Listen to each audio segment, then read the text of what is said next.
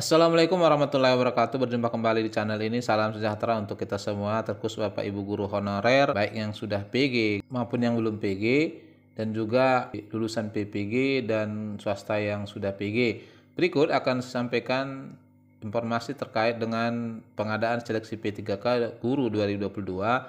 Hal mana kalau kita cermati ternyata bersifat kedaerahan dan semua guru tersekat di daerah masing-masing. Namun sebelumnya kepada Bapak dan Ibu yang baru bergabung di channel ini, saya mengundang Bapak Ibu sekalian untuk menjadi profesi guru dengan cara subscribe dan aktifkan loncengnya untuk mendapatkan informasi terbaru dari channel ini.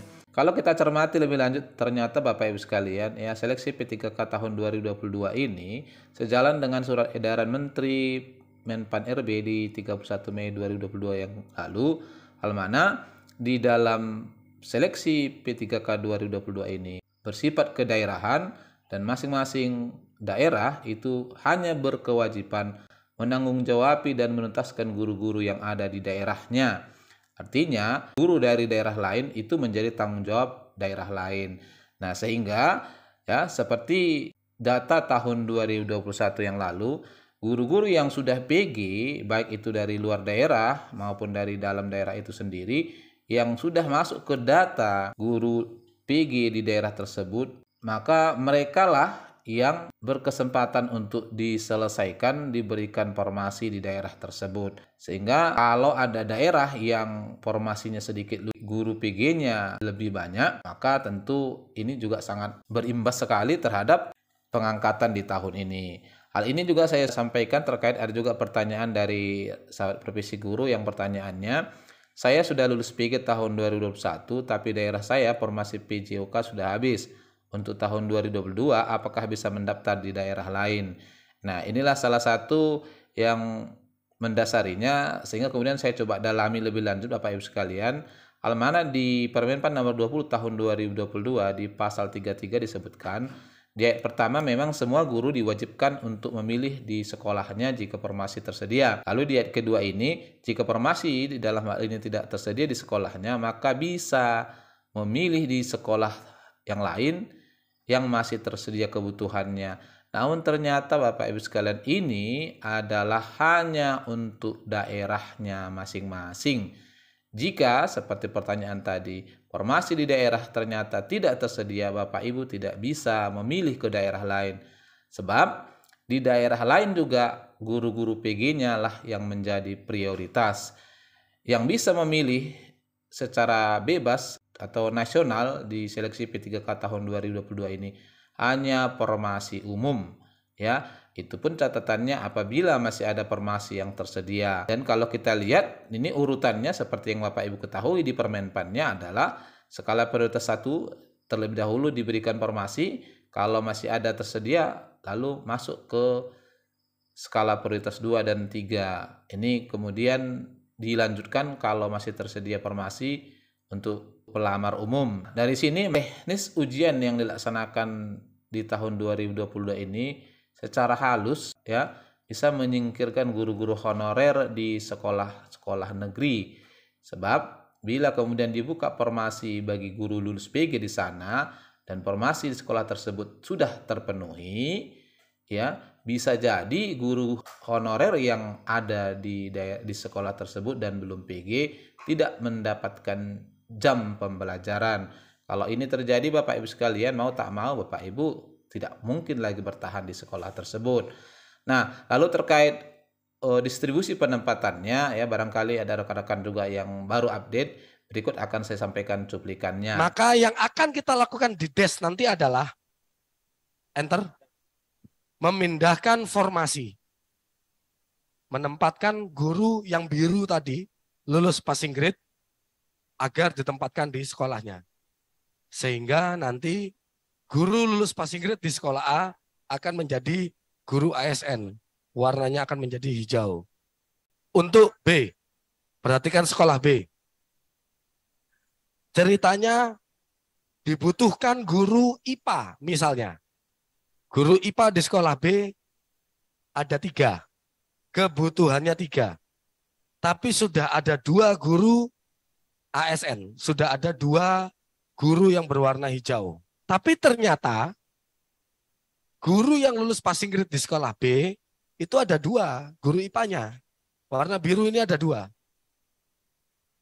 Maka apa yang akan kita lakukan di desk nanti?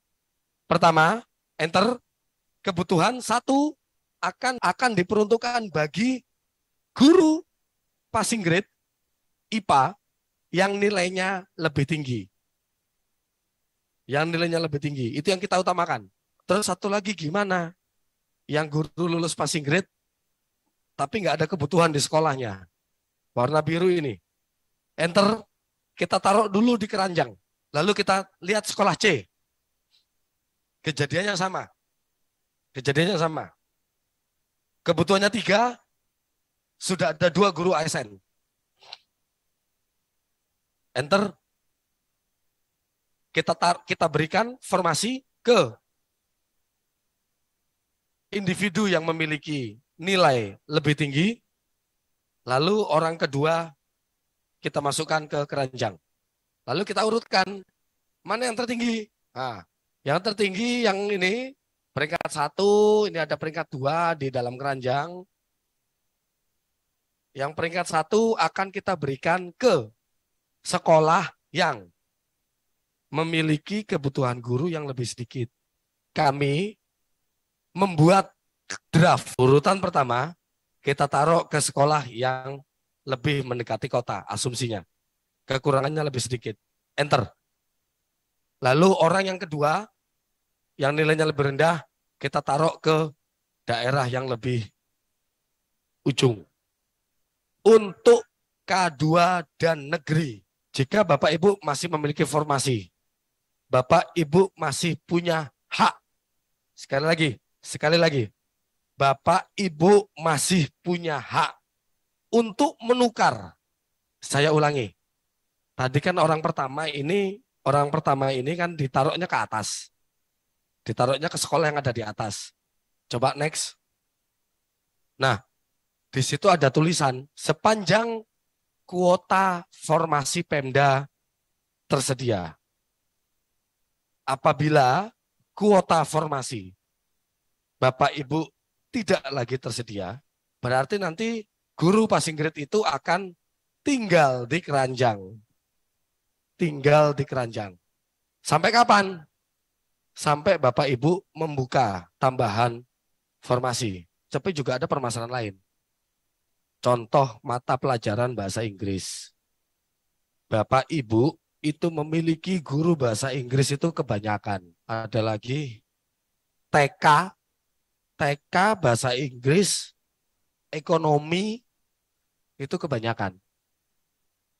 Dan kita semua sudah sepakat kemarin tidak lagi terjadi geser-menggeser guru kan. Berarti yang akan terjadi seperti ini.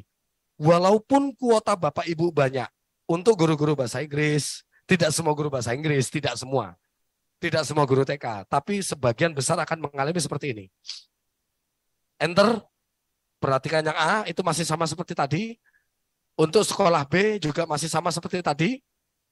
Yang tertinggi kita ambil, yang paling rendah, yang terendah kita taruh di keranjang.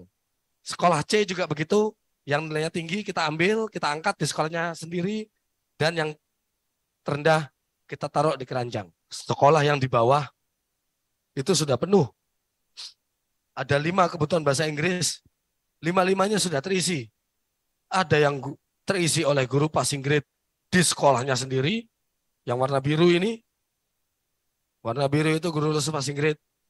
Yang 3 ini warna hijau, itu guru ASN, dan ada 1 guru non ASN. Ini kalau kita geser guru non ASN-nya, ikutan demo nanti. Kalau ada guru non ASN tidak terdaftar di Dapodik, mau nggak mau berarti kita anggap itu kosong. Kalau dia marah, kenapa saya digeser? Jawaban kami ya kenapa nggak ada di Dapodik? Gimana kita tahu di situ ada orang? Nah, maka yang akan kita lakukan adalah untuk guru yang ada di keranjang ini, enter. Guru yang berperingkat tinggi akan kita tempatkan ke sekolah yang membutuhkan. 1 guru diam di keranjang. Terus bagaimana dengan PPG dan swasta? PPG dan swasta itu kan tidak ada domisilinya di sekolah negeri. saat ini? Kan tidak ada. Berarti mereka secara otomatis langsung ditaruh di keranjang. Misalnya ada 4 guru PPG dan swasta yang ada di keranjang. Kita buat peringkat 1, 2, 3, 4. Nah, lalu penempatannya, nah khusus untuk PPG dan swasta, penempatan pertamanya ada di rasio kekurangan yang terbesar.